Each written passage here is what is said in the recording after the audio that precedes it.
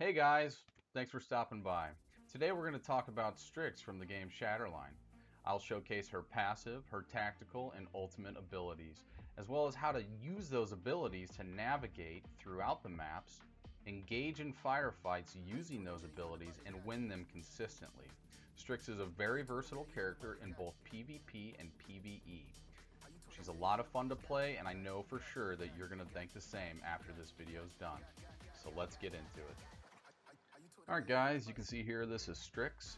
Her ultimate is the 556 Volcano. Her passive is the Exo Sprint, which allows you to run. Also another passive would be the Exo Kick, kick down doors and movable objects. Her tactical is the Wall Grenade and Crystalline Grenade, as well as the Fire Grenade, which you unlock at a higher level. Alright, here is the Exo Kick that Strix has.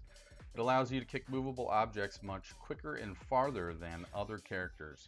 And yes, you can get kills by kicking these into other characters. Now, using your Exo Kick to open up doors is great for you and your team, but sometimes leaving them closed has a tactical advantage as well in certain game modes.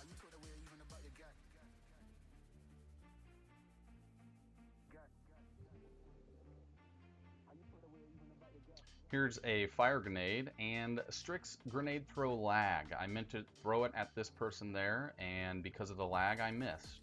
I also threw past this guy here, so I was unable to get the kill. Sometimes the grenade will clip through objects, such as this forklift here, to get that kill. Just a little hardcore parkour. And we can use our crystalline walls to get to heights that other people can't and have different angles. Do some head glitching. If somebody's in the wooden tower, they're always checking their back, so that's a way to get them. Once again, using the crystalline wall to get to certain heights and destroying a Brisa mine in the process. So I heard this character coming and I threw up this wall to block anyone else from coming up behind me so I could safely get that kill.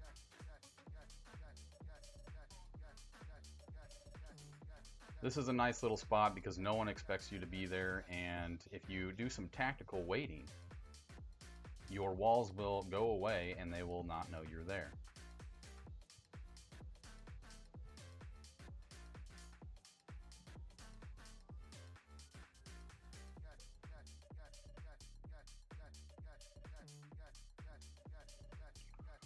Here's another nice spot I like. Not a lot of people know about this, and they don't expect you to be up there. And then you can throw up a wall for cover on the other side. Throwing a C-bomb at a window prevents them from peeking and allows safe passage. I like to use this a lot. Here's a spot a lot of Kite and Strix players love to use. It's OP and it's very annoying when you're going up against it.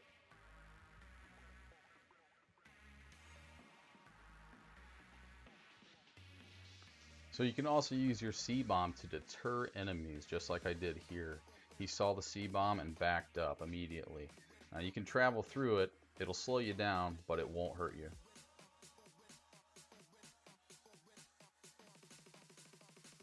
Now if I would have thrown up a wall after this kill, I would not have died.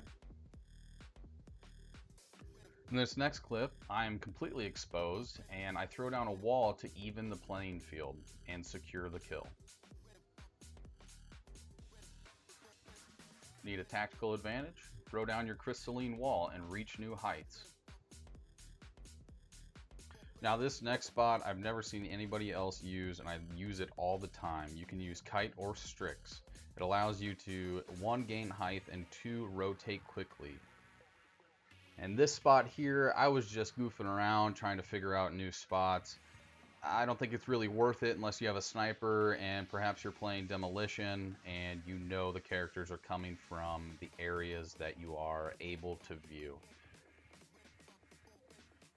The next spot is pretty sneaky, but sometimes it doesn't work, as you can see in this video.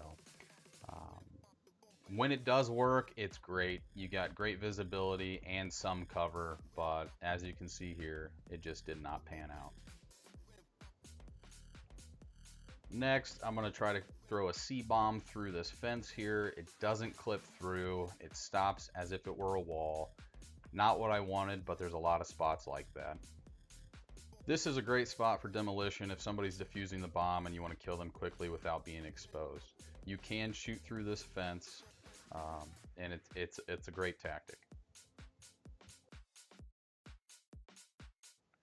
Alright, here I'm completely overpowered and in the open, so I'm going to use my wall to create a head glitch and be completely concealed behind cover.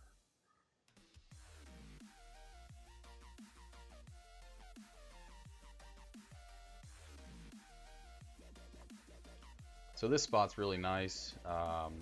It's somewhat complicated in the sense that you've really got to lay your walls down right. They aren't really directional, but they're sort of randomized by what's around you. If you do it just right, you can view down that lane and the lane to your left all the way across the map. Nobody expects it at all. So in this next clip, it's very important to throw your wall not directly in the window, but slightly behind it, so you have a way out and you don't block all of your views. So I'm going to show you the difference between a quick throw into a window, which works great, and then a long throw into a window, which you'd think if you hold it longer it would want to travel farther, but it actually doesn't, as you can see here. When using your ultimate, you want to spin it up. That way, when you fire it, it fires immediately. There's been plenty of times where I'd go for a kill, and if I didn't spin the barrel up, I don't get the kill and I waste my ultimate. And you can run with your ultimate and switch weapons and bring it back up. Switching weapons and using your tacticals as well as using Exo Sprint does not cancel out your ultimate. So when you're using your ult, instead of looking at the crosshairs, you want to look at your tracers because they do kind of lag behind. So you want to be pretty precise in where you aim and when you aim, or you won't secure the kill. Alright guys, I'd like to touch on some things that I didn't showcase in the video. First being the crystalline walls. The surroundings of the maps definitely affect the way that they generate vertically and laterally. If you throw the walls out in the middle of nowhere, then they're going to do exactly what they're programmed to do. But once you start introducing movable objects and architecture, then they're going to generate a lot differently.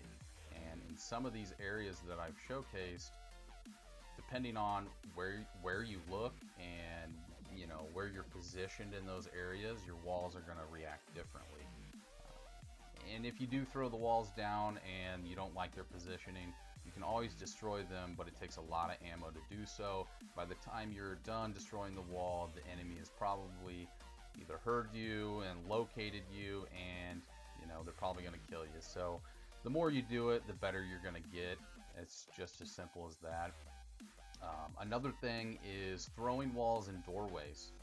So when you do this and an enemy sees it, it automatically deters them. Okay, with that in mind, you can throw the walls slightly behind or inside the doorway, which will allow you to traverse over those walls while tricking the enemy into thinking that there's no access whatsoever, right? And when you do that, it allows you and your team to rotate and you don't block yourselves in, which is obviously a tactical advantage. That's pretty much it. Most of the things in this video are for newcomers of the game who want to find out, well, what does each character do before I play the game? What are their specials, etc., etc.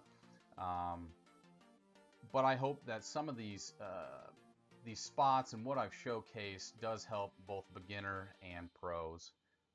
Some of the spots I have never seen anybody use. And I will be making more videos for each character in the future, showcasing all of their passives, tacticals, and their ultimate, how to use them against players and on the map as far as navigation goes. So, as always, like, sub, subscribe, and I might be live right now on Twitch, so why don't you stop by and see what's going on. Until the next video, we'll see ya.